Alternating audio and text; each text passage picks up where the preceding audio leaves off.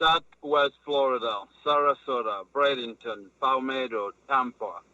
Welcome to Seku Radio. Today, this afternoon, we had Patrick Quinn, who is going to talk to us about advantage of the brain, the human brain. And we're going to deep dive into neuroscience with Patrick here. Patrick has been introduced before. He had a part 1, part 2. Now we're going for part 3. Patrick, last time we spent so much time on sleeping.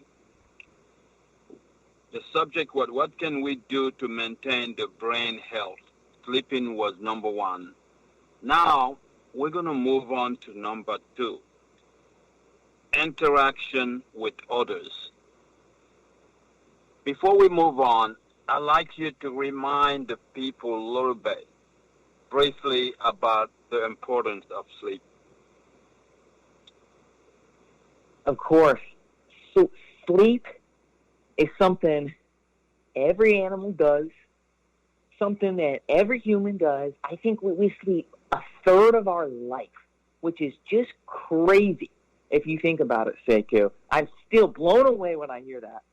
But essentially, we need sleep every single night because the experiences, the things, the interactions we have during the day, they're essentially consolidated when we sleep. Memories are consolidated. Of course, toxins, waste are removed by these specialized cells called glia. There's a whole kind of cleansing process that happens when we sleep. And now we're in a culture more and more where it's been almost romanticized. It's been celebrated to not sleep. And every day, researchers like Dr. Mathew Walker at Cal Berkeley and other sleep researchers are finding out that more and more the people on this earth who are happiest, healthiest, and most successful, in whatever way they define success, these are the people that sleep the longest and prioritize their sleep the most. Not only does it increase your lifespan and survival, but it just makes you less irritable and more able to focus on a day-to-day life. Who wouldn't want to get sleep? Everyone, get your sleep. The best thing you could do. Great. Thank you for reminding us about sleeping. Ladies and gentlemen, we need to sleep. Turn your phone off. Turn your computer off.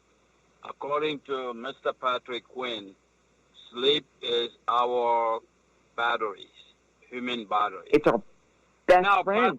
Sleep is our best friend. Sleep is our best friend. Katie, you hear that too. So now we're going to move on to Patrick. What are the 5 important things we need to know about interacting with others? During this COVID time, they're asking us not to interact. But before COVID, interacting was very important. Now, with the COVID, interacting is kind of like almost forbidden. Can you elaborate on this? I'd be happy to. So we're in the midst, it's coming up on about a year of being in a global pandemic, something that so many people have never seen in this world. And during this time, I think we've all felt the brunt of not being able to interact with friends, with family, with colleagues. But as humans, we literally were born to interact. Social interaction, it's literally the lifeline. It's the fuel in our veins that keeps us going. One of the main reasons why interaction is so important, and especially during this global pandemic, is that our brains were literally created, again, when we came out of the womb, when we were born, we expected to see other human beings. Our brain was formed, whether it was the fusiform face area, a specific part of the brain that only processes faces, or whenever we do interact with someone, chemicals like oxytocin and other endorphins are released when we touch someone, when you give someone a hug. Have you ever thought about when you do give someone a hug or when you see someone smile, how good you feel? That's not just your imagination speaking. Literally, chemicals are released. These neurotransmitters in your brain are released to say, hey, like, we need that interaction. This is the thing. We were born. We were born to live in tribes. Evolutionarily speaking, humans lived in tribes. And if you didn't get along with other humans, you probably weren't going to make it. And so our brain was actually created to interact with other people. And I think one thing that I want to point out that sometimes gets lost is some people may say, oh, I'm an extrovert or I'm an introvert. If I'm an introvert, I don't need to talk to people.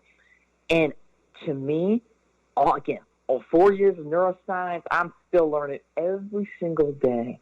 But every single research study that comes out in terms of looking at social interaction says that every single person, no matter if you gain energy from people or you need your quiet time, extroverted, introverted, you need to be around people.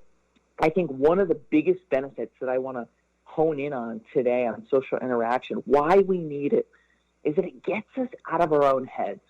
How many of you listening get caught up in your own thoughts, your own doubts, your own fears, day in and day out? It's just what it means to be human. We always have doubts. We always have fears. But when you're around people, when you can share your challenges, when you can come together, whether it's via Zoom, especially during this time, you can't see someone in person, pick up the phone, give them a call, let someone hear your voice, hear someone else's voice. It might seem like a little bit of extra work, especially during a global pandemic. But again, research study after research study shows that people who are connected, that is one of the greatest pieces of correlation for happiness, longevity, mental health, physical health. The people, if you want the elixir of life, the fountain of youth, I would say it's stay connected. The more connected people are in their life to friends, to colleagues, to grandparents, to their kids, whatever it is, people, better mental health, greater physical health, their psychological well-being is off the charts. And at the end of the day, we live in a world that it's challenging, it's hard. We weren't made to go through this world on our own. We're here together. Now let's engage together, especially during a time of hardship like a global pandemic. Good. So the 5 important things, Patrick, if you're just joining us, this is Sekou Radio. Our guest is Patrick Quinn, deep into neuroscience, the function of the brain. So what are the 5 important things we need to know about interacting, if we have to elaborate on them? Sure. I'll basically summarize exactly what I just kind of put into the specific 5. Number 1, our brains were created to interact with people. From neurotransmitters being released to, we come out of the womb expecting to see other people's faces. Boom. Everyone should know we were literally created to interact with others, so go out and make social interaction a priority. Number 2, again, we're social creatures. We just need other people in this world. That's how we were simply designed. Number 3, again, it gets us out of our heads. It replaces the doubts, the fears, the mental anxiety that usually comes up when we keep things to ourselves. When you bring that out in terms of talking with other people, sharing conversations, it is so much easier to overcome the hardships of life. Number 4, we're simply able to overcome adversity quicker, better. We're more perseverant. We're able to be more persistent every day when we are battling the adversity of life that pops up when we least expect it. And finally, why should we interact with other people? It just gives us, again, that boost in mental health. We feel better. I mean, you think better. You process things better. You're able to live your life in the reins. You're able to be the one to say, hey, this is what I want to do in this world, and not let the fear and the doubt kind of drive the ship. Does that make sense? It makes sense. Good point. Sekou Radio, if you're just joining us, our guest today is Patrick Quinn, elaborating on neuroscience, deep dive into neuroscience. Patrick, what are the 5 reasons about we need to know about exercise, the benefit of exercise? 5 of them. I'm so glad you asked, because exercise is something I think a lot of people, probably listening, are probably groaning. They're thinking, oh man, it's another person to tell me to go exercise. Like, I hear that all the time. However, the way I look at exercise is this is one of the, again, greatest investments for boosting all aspects of your life, from your sleep to your interaction to your relaxation to your work to your creative projects. Why the heck should we even exercise? What are some of the benefits, especially neurologically speaking? Number 1, it simply stimulates your brain. Have you ever noticed that when you exercise, you think better, you have more focus, you're less distracted, you want to go into work, you're hungry, you're ready. It's like, give me another project, give me another challenge. I'm ready. Exercise gets your mind clear.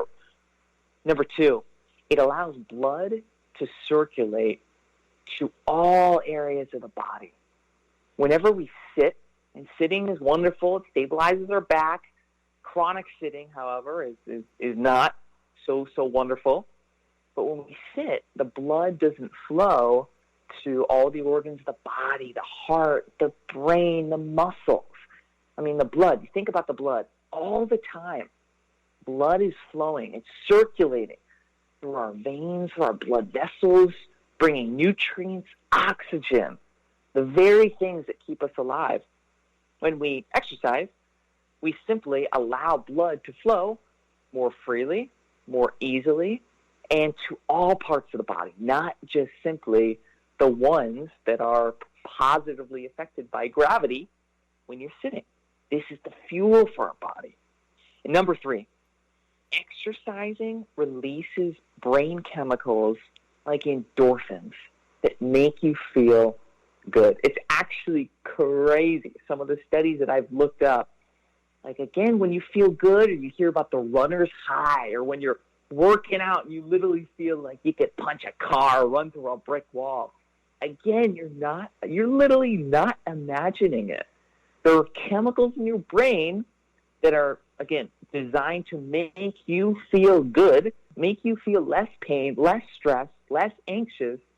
They're released when you're exercise. It's almost like your brain and your body is rewarding you for doing those bicep curls or doing that yoga or jumping on the exercise bike. It's like you won the lottery in your brain. Who wouldn't want to feel a little less anxious and on top of the world and get a boost in testosterone? It's incredible. Number 4, why should we exercise? Simply, you just will perform greater in all aspects of your entire life.